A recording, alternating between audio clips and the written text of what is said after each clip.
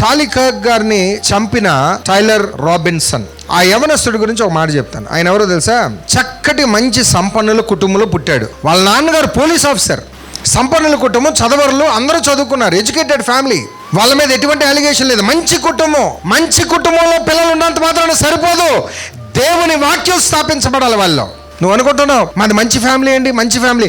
మంచి ఫ్యామిలీ వలన పిల్లలు, లోకం రెడీగా ఉంది చెడు చెప్పడానికి. నువ్వు ఎంత మంచి అయితే ఎవరికి ఎక్కువ. ఆ యవనస్తుడు 22 సంవత్సరాలు, ఎంతండి, తెల్లగా ఉన్నాడు, కుర్రోడండి, ఇంకా మనిషి లావు కూడా కాలేదండి, బక్కగా ఉన్నాడు, టీ షర్టు జీను వేసుకున్నాడు, బ్యాగ్ తగిలించుకుని, క్యాప్, కళ్ళద్దాలు పెట్టుకుని. చంపిన అతను దేవుడు లేడు, ఫ్రీగా లిబరల్ కావాలి, స్వేచ్ఛ కావాలి మనుషులకి.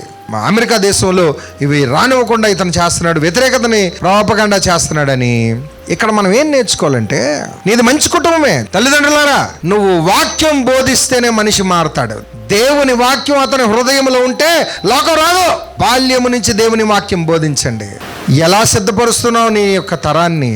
దేవుని వాక్యం చేత పెంచి పోషించండి. ద్వితీయోపదేశకాండం 6వ వచనంలో ఏమన్నారు?